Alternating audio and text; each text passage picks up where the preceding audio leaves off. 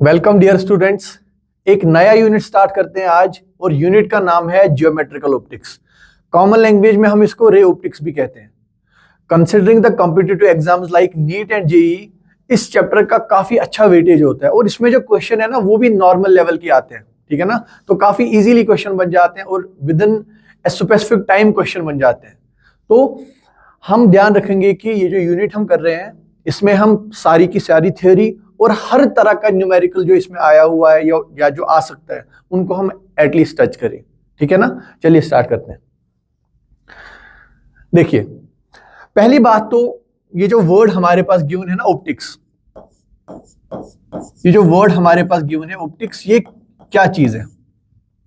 तो बेटा आप ध्यान रखिए, ऑप्टिक्स में हम लाइट को स्टडी करते हैं। So when we discuss this optics we see in this field we study light, we study light, ठीक है ना। लेकिन जो हम टॉपिक पढ़ रहे हैं ना, हम क्या पढ़ रहे हैं, हम पढ़ रहे हैं geometrical optics. We are studying geometrical optics, या हम इस जियोमेट्रिकल ऑप्टिक्स को नाम देते हैं ray optics. We call it ray optics.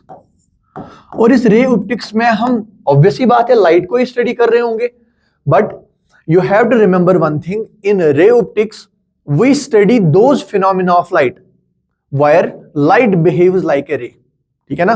तो रे ऑप्टिक्स या जियोमेट्रिकल ऑप्टिक्स में हम लाइट की वो वाली प्रॉपर्टीज, वो वाले फिनोमिनन को पढ़ते हैं जहां पर लाइट एक रे की तरह एक्ट करेगा। Let's write down this thing. Okay, in geometrical optics, in geometrical optics we study those phenomenon wherein light behaves as a ray, एक रे की तरह एक्ट करेगा लाइट। और हम इसको ज्योमेट्रिकली कैसे रिप्रेजेंट करते हैं, इस तरीके से। ऐसे हम एक लाइट के एक सिंगल रे को रिप्रेजेंट करेंगे। एक लाइन है और एरो दिखा रहा है हमें कि किस डायरेक्शन में ये मूव कर रहा है, ठीक है ना। अगर हमारे पास मल्टीपल रेज हो साथ में, यानी ऐसे more than one light rays we have like this, तो हम इसको बोलते हैं बीम। छोटी सी बात है, वी कॉल इट बीम। तो छोटी सी बात है, आप जहन में रखिए इस बात को, ठीक है ना इतना। चलिए, इसी के साथ साथ एक और चीज मैं आपको यहां बताना चाहूंगा, एक और चीज मैं आपको यहां पे बताना चाहूंगा, वो है rectilinear propagation, rectilinear propagation of light, rectilinear propagation of light. Sir क्या होता है ये रेक्टिलिनियर प्रोपगेशन ऑफ लाइट। देखिए, अगर मैं एक सिंगल मीडियम की बात करूं, है ना, मान लो मैं वैक्यूम की बात कर रहा हूं, अगर एक लाइट बीम वैक्यूम में ट्रेवल कर रहा है तो इस मीडियम के अंदर ये लाइट बीम एक स्ट्रेट पाथ फॉलो करेगा। इसको हम बोलते हैं रेक्टिलिनियर प्रोपगेशन ऑफ लाइट। लेकिन सर अगर मीडियम चेंज हुआ तो क्या होगा, तो फिर लाइट थोड़ा सा बेंड हो जाएगा। किस डायरेक्शन में बेंड होगा वो हम आगे जाके डिस्कस करेंगे। लेकिन अगर हम एक होमोजीनियस मीडियम की बात करें तो इस होमोजीनियस मीडियम में ये जो लाइट है it will travel along a straight path, ठीक है ना। So we will define this rectilinear propagation as we say that light travels along a straight line in a homogeneous medium, in a homogeneous medium, ठीक है ना। तो एक homogeneous medium में light एक लीनियर पाथ फॉलो करेगा, but path change कब होगा, हम लिख सकते हैं कि its path will change, its path will change when medium change, when medium change, यानी जब मीडियम चेंज होगा तो लाइट का पाथ भी चेंज होगा। लेकिन इतना ही नहीं, पाथ ये जो मीडियम चेंज हुआ, अगर इसके साथ साथ कोई हिंड्रेंस भी आया ना बीच में,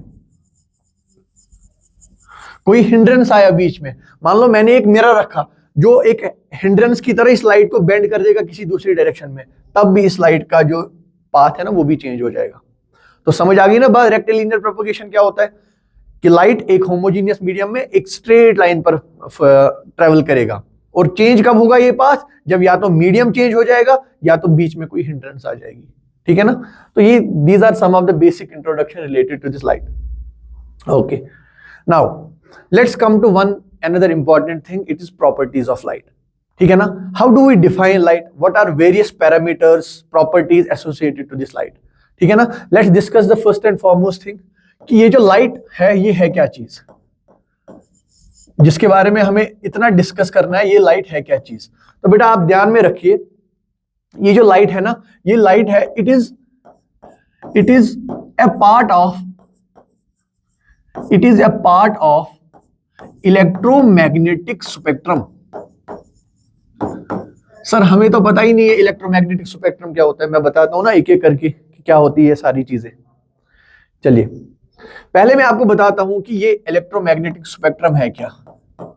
इलेक्ट्रोमैग्नेटिक स्पेक्ट्रम है क्या चीज, देखिए we have gamma rays, we have X-rays, we have ultraviolet rays, we have visible part, इसके बाद we have infrared, we have microwaves, and finally we have radio waves। we have radio waves। बेटा ये जो हमारे पास इतने different तरह के radiation है ना, इनको हम बोलते हैं इलेक्ट्रोमैग्नेटिक स्पेक्ट्रम। क्या बोलते हैं, इलेक्ट्रोमैग्नेटिक स्पेक्ट्रम। और जो लाइट है ना हमारे पास, जो मैंने ये वर्ड यहां पर लाइट आपको बताया, ये लाइट है ना, ये इसी इलेक्ट्रोमैग्नेटिक स्पेक्ट्रम का एक पार्ट है। सर कौन सा पार्ट, ये इस इलेक्ट्रोमैग्नेटिक स्पेक्ट्रम का वो वाला पार्ट है जिसका वेवलेंथ है lambda is equal to 3600 angstrom से लेकर 7800 एंगस्ट्रम के बीच में। समझ में आई बात। So light is that part of electromagnetic spectrum जिसका वेवलेंथ है 3600 एंगस्ट्रम से लेकर 7800 एंगस्ट्रम के बीच में। लेकिन ये जो वेवलेंथ हम मेजर करते हैं ना, we measure this in vacuum, we measure this in vacuum. ठीक है ना, तो ये बात आप समझ गए। और यहां पर जो ये विजिबल लाइट है ना बेटा, इसी को हम सिंपल वर्ड्स में लाइट से डिफाइन करते हैं कि ये लाइट है। ठीक है ना, और आपको पता ही है हम कहते हैं ये विबगैर है, VIBGYOR।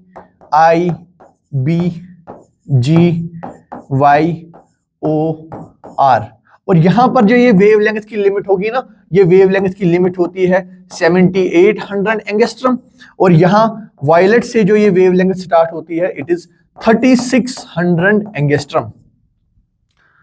तो बात समझ आई, ये वाला पार्ट है जो हमें पढ़ना है, जिसको हम विजिबल लाइट बोलते हैं। और यही विजिबल लाइट है जो जिससे हमें चीजें दिखाई देती हैं। So this visible portion is what, this visible portion is what gives us, it gives us perception of vision, it gives us perception of vision.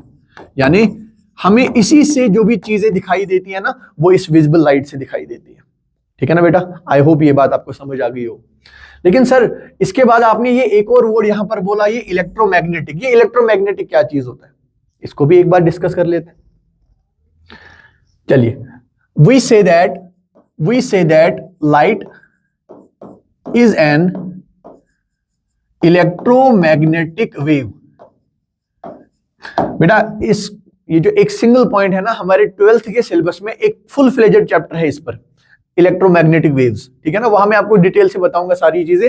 But यहां पर आप याद रखिए कि देखिए, अगर मैं एक लाइट की एक वेव कंसीडर कर रहा हूं ना, मैं मान लो मैं कहता हूं कि ये लाइट है ना इस डायरेक्शन में मूव कर रही है, यानी वेलोसिटी वेक्टर की डायरेक्शन ऐसे है, राइट साइड से इधर जा रही है। तो मैं आपसे कहूंगा देखिए ये लाइट ऐसे ट्रेवल कर रहा है इस डायरेक्शन में, मैं आपसे कह रहा हूं कि इस direction of propagation of light के इधर से एक परपेंडिकुलर प्लेन ड्रॉ करो। यानी ये लाइट तो आपकी तरफ आ रही है, मैं यहां पर एक परपेंडिकुलर प्लेन ले रहा हूं। और how do I represent that perpendicular plane? इस तरीके से, consider this to be the perpendicular plane, ठीक है ना। ये जो प्लेन है ये परपेंडिकुलर है इस वेलोसिटी वेक्टर के, तो ये वेव इधर से चल रही है और इसमें बेटा इस परपेंडिकुलर प्लेन में एक डायरेक्शन से होगा टाइम वेरिंग इलेक्ट्रिक फील्ड और इसी के परपेंडिकुलर में होगा टाइम वेरिंग मैग्नेटिक फील्ड, ठीक है ना। एक वेव है मेरे पास जो एक डायरेक्शन में चल रही है, उसके बाद जो दो परपेंडिकुलर डायरेक्शन में है, एक में टाइम वेरिंग इलेक्ट्रिक फील्ड है, एक में टाइम वेरिंग मैग्नेटिक फील्ड है। इस तरह की वेव को हम कहते हैं इलेक्ट्रोमैग्नेटिक वेव, ठीक है ना। और ये जो लाइट हमारे पास है ये एक इलेक्ट्रोमैग्नेटिक वेव है, ये बात आप याद रखना। अगर मैं यहीं पे बात करूं सर, ये जो स्पीड ऑफ लाइट है, ये जो स्पीड ऑफ लाइट है ना, स्पीड ऑफ लाइट को हम रिप्रेजेंट करते हैं c से। c is speed of light and it is equal to 3 into 10 to the power 8 metre per second, metre per second, but in vacuum, in vacuum. ये बेटा ध्यान में रखना, आपकी लाइट की जो स्पीड है ना वो डिफरेंट मीडिया में डिफरेंट होगा, और सबसे ज्यादा जो स्पीड ऑफ लाइट है ना that is 3 into 10 power 8 maximum value, ये हम वैक्यूम में अचीव कर पाते हैं। सर क्या दूसरे मीडियम में वेलोसिटी ऑफ लाइट चेंज होगा? बिल्कुल चेंज होगा। कैसे? देखिए, velocity of light in some medium m is given by velocity of light in vacuum divided by mu. Sir ये म्यू क्या है बेटा? ये म्यू है refractive index of the medium, refractive index of the medium, ठीक है ना। सर रिफ्रैक्टिव इंडेक्स क्या होता है? ये एक प्रॉपर्टी है मीडियम की कि ये ऑप्टिकल प्रॉपर्टीज को कितना एलो करता है अपने थ्रू पास होने में। बताऊंगा, डिटेल के साथ बताऊंगा मैं आपको ये। तो यहां पे जो ये मैंने रिफ्रैक्टिव इंडेक्स लिया, ये म्यू जो है ना बेटा, ये म्यू तो बराबर आएगा फिर c divided by velocity in a medium. Sir अभी आपने कहा कि ये जो स्पीड ऑफ लाइट है वैक्यूम के अंदर, ये तो मैक्सिमम है, यानी किसी मीडियम के अंदर जो स्पीड ऑफ लाइट होगा वो मैक्सिमम से कम ही होगा। तो ये जो रेशो है ना यहाँ पर c डिवाइडेड बाय vm का, ये हमेशा ग्रेटर देन 1 होगा। So we will say that this refractive index is always greater और इक्वल टू 1। ये हमेशा किसके बराबर होगा? या तो 1 के बराबर या 1 से बड़ा होगा ये, ठीक है ना ये बात। चलिए ये बात भी हो गई। इसी के साथ साथ एक और पॉइंट मैं आपको इसके बारे में बताना चाहूंगा कि ये जो स्पीड ऑफ लाइट है ना v, स्पीड ऑफ लाइट, देखिए आप लोगों ने मैकेनिक्स में पढ़ा होगा कि स्पीड जो है ना, स्पीड बराबर होता है डिस्टेंस बाय टाइम, स्पीड बराबर होता है डिस्टेंस बाय टाइम। अगर मेरे पास एक वेव है, अगर अभी हम वेव्स की बात कर रहे हैं, सपोज अगर मेरे पास एक वेव है तो मैं कहता हूं यहां से लेकर यहां तक एक टाइम पीरियड है t, तो यहां से लेकर यहां तक डिस्टेंस भी तो लैम्डा है, वेवलेंथ, क्योंकि एक टाइम पीरियड में एक वेवलेंथ कवर कर पाता है ये। तो मुझे बताओ स्पीड किसके बराबर होगी एक टाइम पीरियड में? आप कहोगे सर स्पीड बराबर होगी डिस्टेंस। सर डिस्टेंस तो लैम्डा ट्रेवल किया हमने, अच्छा, और टाइम कितना? सर एक टाइम पीरियड है, ठीक है बेटा। लेकिन ये 1/t क्या होता है? 1 बाय टाइम पीरियड तो फ्रीक्वेंसी होता है, तो मैं लिख सकता हूं velocity is equal to lambda into f। और ये जो स्टेटमेंट है ना बेटा, this is valid for all the waves, ये हर किसी वेव के लिए वैलिड है। This is valid for all the waves, that speed of the wave is equal to what? Wavelength times the frequency of the wave. समझ गए ना इस बात को? समझ गए इस बात को? चलिए आगे देखते हैं। एक और प्रॉपर्टी आती है लाइट की, काफी इंपॉर्टेंट सी बात है ये।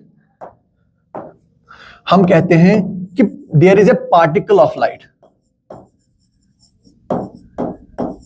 There is a particle of light. Sir क्या होता है ये पार्टिकल ऑफ लाइट? हम इसको कॉमन भाषा में बोलते हैं फोटोन, या हम इसको नाम देते हैं क्वांटा, ठीक है ना। तो ज्योमेट्रिकल ऑप्टिक्स, जब हम पार्टिकल नेचर ऑफ लाइट को स्टडी करते हैं तो वी से दैट ये जो लाइट है ना ये छोटे छोटे एनर्जी के पैकेट्स का बना हुआ है, ठीक है ना। और उन एनर्जी पैकेट्स को हम क्या नाम देते हैं? हम उनको नाम देते हैं या तो फोटोन या क्वांटा। सर क्या होता है ये फोटोन? अभी मैंने आपको कहा ये photon is a packet of energy, it is a packet of energy, ठीक है। क्या और कोई प्रॉपर्टी है इसके पास? यस, इसके पास होता है momentum. Sir momentum of photon कितना होगा फिर? मोमेंटम ऑफ फोटोन होता है h बाई लैम्डा। सर ये एच क्या है यहां पर? बेटा ये जो ये एच है ना, इसको हम बोलते हैं Planck's constant, we call it Planck's constant. सर इसका कुछ वैल्यू भी होता है? बिल्कुल होता है, 6.623 इंटू 10⁻⁻34 जूल सेकेंड, ये इस प्लैंक्स कांस्टेंट का वैल्यू होता है। सर ठीक है, फोटोन एक पैकेट ऑफ एनर्जी है जिसके पास मोमेंटम होता है h बाई लैम्डा, h की वैल्यू भी हमें पता चल गई, h is Planck's constant. Sir और कुछ प्रॉपर्टी है क्या इस फोटोन की? बिल्कुल, इसके पास एनर्जी भी होती है, इसके पास होती है एनर्जी, और एनर्जी किसके बराबर है? एनर्जी बराबर है h न्यू के, E is equal to h nu. और बेटा ये जो न्यू है ना, ये बराबर होता है c बाई लैम्डा के, तो I will write energy is equal to h, nu के बदले में लिख सकता हूं c divided by lambda, where h is Planck's constant, c is speed of light in vacuum and lambda is what? Wavelength of light. ठीक है ना, तो ये हो गया फोटोन के बारे में। और इसी फोटोन को हम क्या नाम देते हैं? Particle of light. ये एक और प्रॉपर्टी आ गई इसकी, ठीक है ना। अब हम देख सकते हैं कि लाइट के साथ बेटा कौन कौन सी चीज एसोसिएटेड है, या तो स्पीड ऑफ लाइट है, या तो वेवलेंथ ऑफ लाइट है, या तो फ्रीक्वेंसी ऑफ लाइट है। अब हम देखेंगे इनमें से कौन सा पैरामीटर मीडियम के साथ चेंज होता है और कौन सा नहीं होता है। काफी इंपॉर्टेंट सी बात है ये, मैं आपको आराम से समझाने की कोशिश करूंगा। यहां पर पहली बात है बेटा, मैं आपको यहां पे बता दूं, देखिए आप ये एक रिफ्लेक्टिंग सरफेस कंसीडर कर लो। अगर ये रिफ्लेक्टिंग सरफेस है ना, तो यहां से एक लाइट रे आई, इसको मैं नाम देता हूं इंसिडेंट रे, IR। बेटा यहां पर एक नॉर्मल में ड्रॉ करता हूं, नॉर्मल मतलब होगा परपेंडिकुलर टू दिस सरफेस। ये जो मैंने सरफेस लिया, इस पे एक परपेंडिकुलर ड्रॉ कर लिया, इसको मैं बोलूंगा नॉर्मल N। और यहां से बेटा कुछ लाइट रिफ्लेक्ट होके यहां चली जाएगी, तो मैं इसे कहूंगा रिफ्लेक्टेड रे। और कुछ रे दूसरे मीडियम में, इसको मान लो ये मीडियम 1 है, ये मीडियम 2 है, ये इसके थ्रू एंड थ्रू पास चली गई, इसको मैं नाम देता हूं रिफ्रैक्टेड रे, रिफ्रैक्टेड रे। ठीक है ना, इतना मेरे पास एक सरफेस है, इस सरफेस के पास थोड़ा सा रिफ्लेक्टिव पावर है, यानी इस पे जो लाइट गिरी ना, इसने थोड़ा सा लाइट रिफ्लेक्ट किया। इसमें कुछ ट्रांसमिसिव पावर है, यानी थोड़ा सा पार्ट ऑफ लाइट ट्रांसमिट भी हुआ। ठीक है ना। अगर मैं आपसे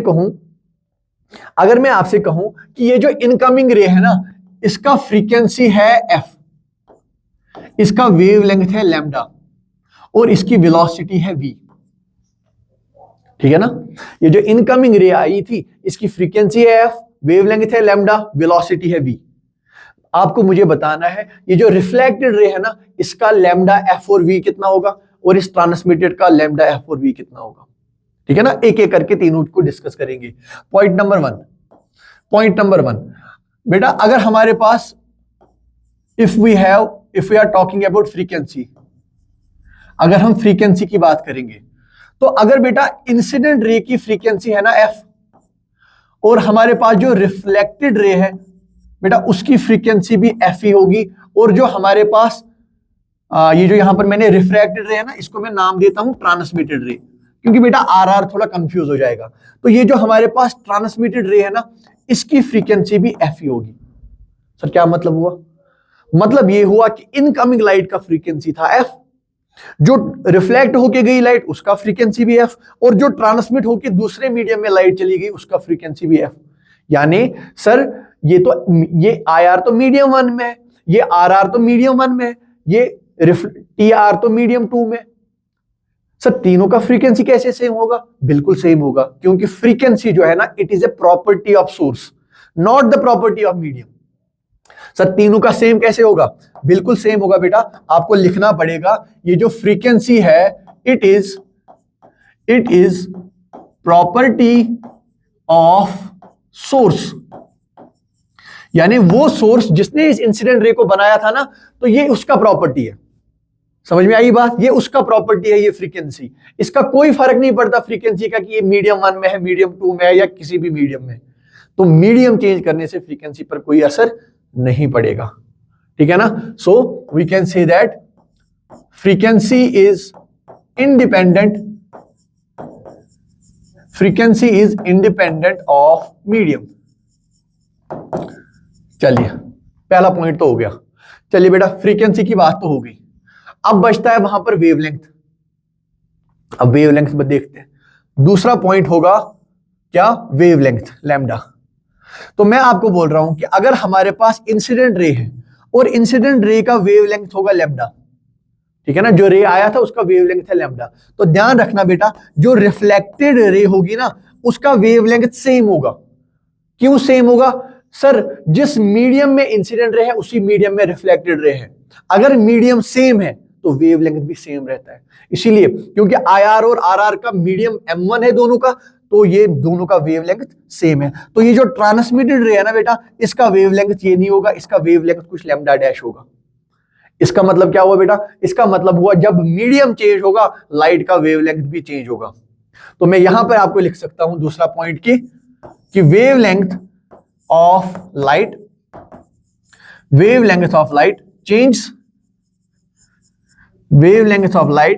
चेंज विद मीडियम।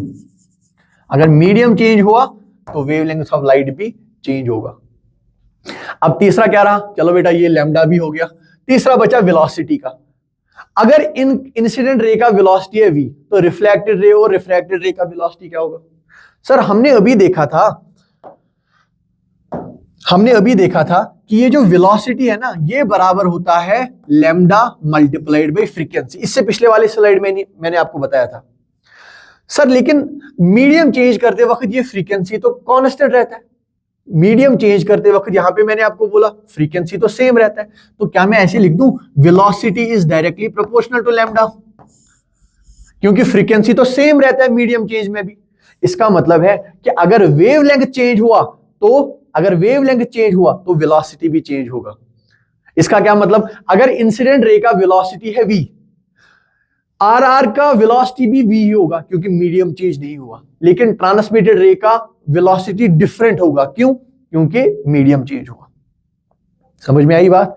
तो इसको हम कैसे लिखेंगे, इसको लिखेंगे हम कि यहां पर मैं आपको बता देता हूं कि वेलोसिटी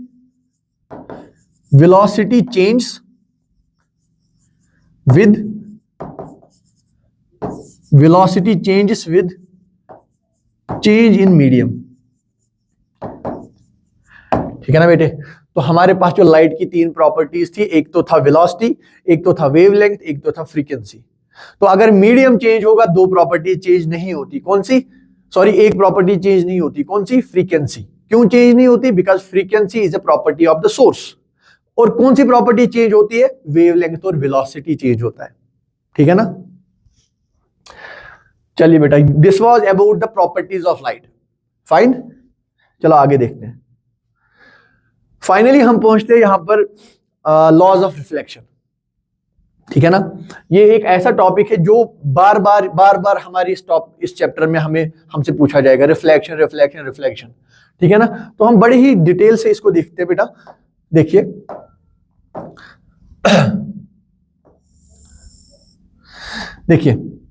यहां पर मैं एक मिरर कंसीडर कर रहा हूं, और ये जो मिरर है ना बेटा, मिरर में क्या प्रॉपर्टीज होती है कि इसको हम एक साइड से पॉलिश करके रखते हैं। ठीक है ना, एल्युमिनियम से हम इसको पॉलिश करके रखते हैं, तो it becomes a nearly perfectly reflecting surface. एक kind of perfectly reflecting surface बन जाएगा ये। सर क्या मतलब है परफेक्टली रिफ्लेक्टिंग का, इस पर जो लाइट फॉल होगी ना, ये इस लाइट को बिना एब्जॉर्ब किए सीधा सीधा वापस फेंक देगा किसी और डायरेक्शन में, depending upon the angle of incidence. ठीक है ना। यहां पर मैं बेटा एक काम करता हूं, इस मिरर पर मैं एक नॉर्मल ड्रॉ कर लेता हूं। नॉर्मल मतलब होता है एक परपेंडिकुलर मैंने ड्रॉ कर लिया। ठीक है ना। अब मैं क्या काम करता हूं, मैं एक रे इस पर इंसिडेंट करा देता हूं, इस मिरर पर मैं एक रे इंसिडेंट करा रहा हूं ऐसे, तो I call it IR, incident ray. ठीक है ना बेटा। जब ये इंसिडेंट रे इस पर फॉल हुआ तो यहां पर इस पॉइंट पर टकराकर ये किसी दूसरी डायरेक्शन में रिफ्लेक्ट होके निकल जाएगा, तो इसको मैं बोलता हूं रिफ्लेक्टेड रे। और ये जो है ना यहां पर, इसको क्या मैं बोलता हूं, इसको मैं बोलता हूं normal.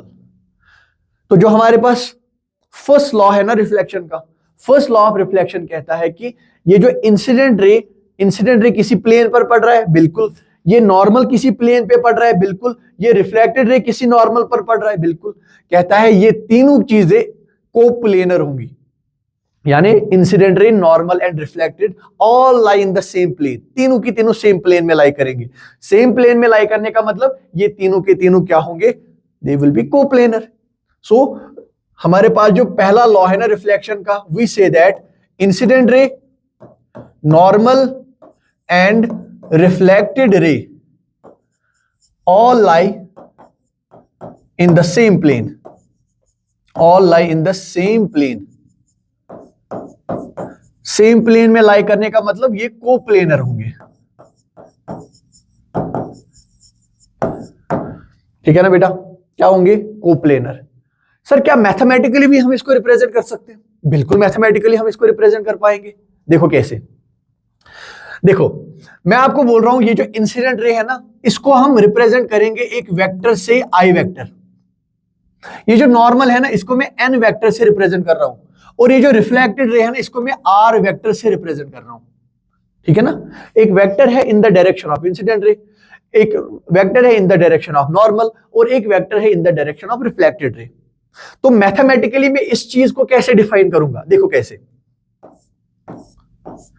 I cross R dot N is equal to 0। Sir ये क्या मतलब हुआ, ये क्या मतलब हुआ बेटा? ये जो मैंने कहा ना, ये तीनों कोप्लेनर होगी। मैथमेटिकली हम कोप्लेनर को ऐसे रिप्रेजेंट करेंगे, देखो क्या, देखो बेटा, आई क्रॉस एन, देखो ये जो आई वेक्टर है ना, इसको मैं ऐसे लिख सकता हूं ना, ये आई वेक्टर है। जरा आई क्रॉस एन करो, this is I cross R करो बेटा, I cross R, so it will be outwards.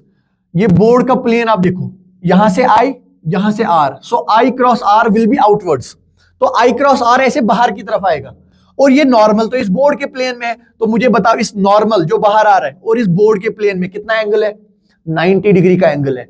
तो बेटा ये जो आई क्रॉस आर है ना, ये वेक्टर हमें मिलेगा कहां की तरफ, बाहर की तरफ, और ये एन जो इसी बोर्ड में है ना, तो इन दोनों के बीच में एंगल आया 90 डिग्री का। तो ये डॉट प्रोडक्ट है ना बेटा, जब भी दो वेक्टर्स का डॉट प्रोडक्ट होगा जिनके बीच में एंगल होगा 90, तो cos 90 इज 0। तो इसलिए मैंने कहा कि ये जो वेक्टर आएगा हमारे पास, ये वाला पार्ट, इसमें जो हमें मिलेगा ना वेक्टर, तो वो होगा बाहर की तरफ, यानी परपेंडिकुलर टू दिस एन। तो एन और इस रिजल्टेंट वेक्टर में 90 डिग्री का एंगल है, तो इन दोनों का जो डॉट प्रोडक्ट है वो 0 आ जाएगा। तो सर ये तो वही बात हुई ना कि हम बोल रहे हैं कि ये तीनों एक ही प्लेन में लाई करते हैं। या मैं ऐसे भी लिख सकता हूं कि ये जो आर वेक्टर है मेरे पास, क्रॉस करूंगा एन वेक्टर के साथ, और फिर फाइनली डॉट प्रोडक्ट करता हूं आई वेक्टर के साथ, ये भी 0 के बराबर आएगा, ठीक है ना। जरा देखिए बेटा, ये आर है, this is r, r cross N करो, आर क्रॉस एन फिर से बाहर की तरफ होगा। ये इंसिडेंट वेक्टर इस बोर्ड के प्लेन में है, r cross n is perpendicular to this board, इनके बीच में फिर से 90 डिग्री का एंगल आ गया। तो जब भी 90 डिग्री एंगल हो दो वेक्टर्स के बीच में, डॉट प्रोडक्ट इज 0।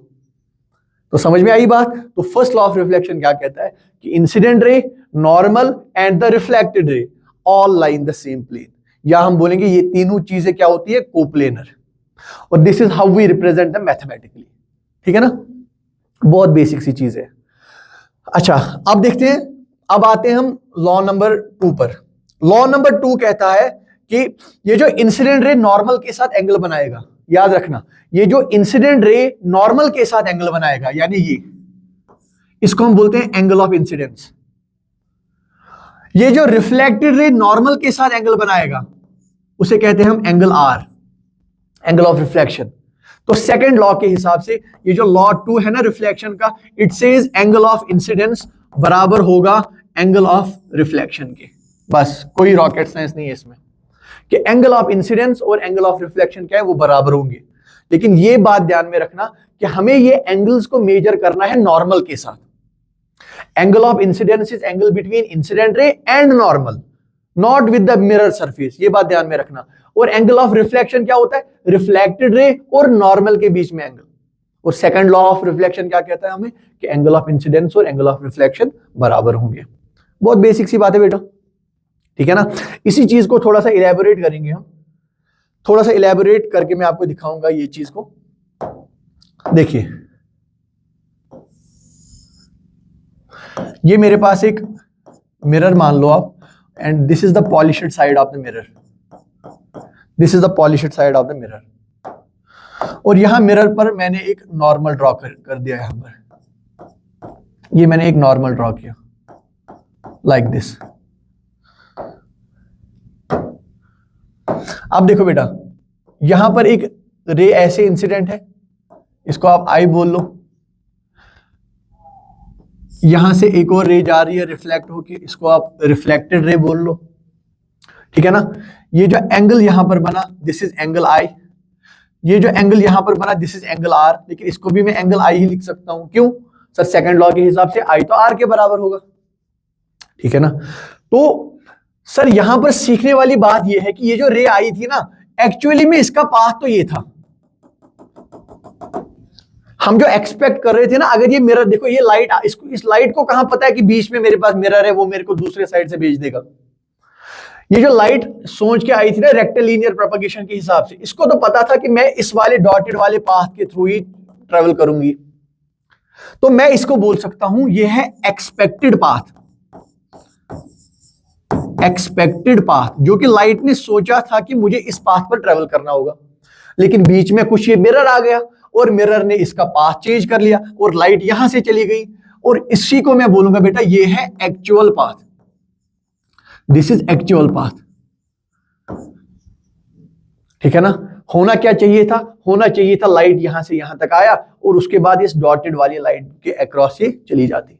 लेकिन हुआ क्या? बीच में मिरर आया, मिरर ने इस लाइट को इस डायरेक्शन में मोड़ दिया। इसका मतलब है there is an angle between expected path and actual path. और एक्सपेक्टेड पाथ से कितना एंगल पर ये मूव कर रहा है ये एक्चुअल पाथ, इसको हम बोलते हैं deviation in the path of light. तो बेटा इस डेविएशन को हम दो तरीके से डिफाइन करते हैं। पहला बेटा, ये जो एंगल है ना यहां से यहां तक, कि एक्सपेक्टेड पाथ और एक्चुअल पाथ के बीच में ये जो एंगल है ना, इसको हम बोलेंगे एंगल ऑफ डेविएशन। जरा देखो, इसको हम डिनोट करते हैं डेल्टा से। Delta is angle of deviation. अब बेटा मुझे बताओ, ये जो लाइट यहां से आ रही है और ये जो इसका एक्सपेक्टेड पाथ है, इसका एंगल कितना होगा? मुझे बताओ ये एंगल कितना होगा? मुझे आप बताओ ये एंगल कितना होगा? दिस वन, ये पूरा एंगल सर 180 डिग्री होगा। बिल्कुल सही है, ये 180 डिग्री होगा। लेकिन मुझे बताओ एक्सपेक्टेड और एक्चुअल में कितना डिफरेंस है? सर पूरा का पूरा 180 है, उसमें से ये i प्लस आई माइनस कर दो तो ये वाला पार्ट बच जाएगा। तो 180 minus 2 times angle of incidence. फिर से देखो, पूरा एंगल है 180, हमें निकालना है सिर्फ ये वाला पार्ट। तो टोटल है 180, 180 में से 2i निकालो तो सिर्फ ये वाला पार्ट बच जाएगा। और इसको हम डिनोट करते हैं डेल्टा से। तो मैं कहूंगा बेटा डिविएशन इज 180 माइनस 2 थीटा। लेकिन किस डायरेक्शन में? ये देखो, this is anti clockwise. Deviation is 180 minus 2 theta. इसको ब्रैकेट में लिख के रखना AC। AC मतलब एंटी क्लॉकवाइज। सर क्या क्लॉकवाइज भी डेविएशन मेजर कर सकते हैं? यस। कैसे? ये देखो बेटा, अगर मुझे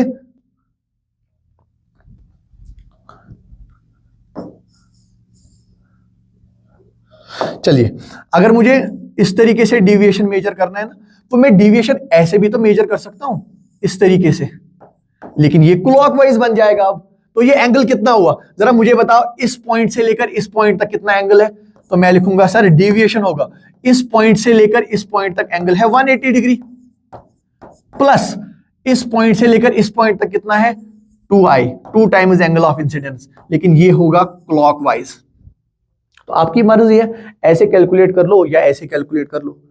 तो यहां पर सीखने वाली बात है कि अगर ये रिफ्लेक्शन यहां पर रिफ्लेक्टिव सरफेस यहां पर ना होता तो ये रे ऑफ लाइट तो सीधा सीधा चली जाती, जिसको हम बोलते हैं एक्सपेक्टेड पाथ। लेकिन इस मिरर की वजह से लाइट का पाथ चेंज हो गया, अब इसका ये एक्चुअल पाथ बन गया। तो इस एक्चुअल एक्सपेक्टेड और एक्चुअल के बीच में जो एंगल होगा ना, उसे हम कहते हैं deviation in the path of light. और कैसे कैलकुलेट करेंगे डेविएशन को? अगर एंटी क्लॉकवाइज कर रहे हैं तो 180 माइनस 2 थीटा, और अगर ये क्लॉकवाइज कर रहे हैं तो 180 प्लस 2 थीटा होगा। So this is deviation in the path of light. ठीक है ना। तो बेटा आज का जो लेक्चर है ना, यहीं पर हम कंक्लूड करेंगे। इसके बाद का डिस्कशन आने वाले लेक्चर्स में होता रहेगा। Thank you so much.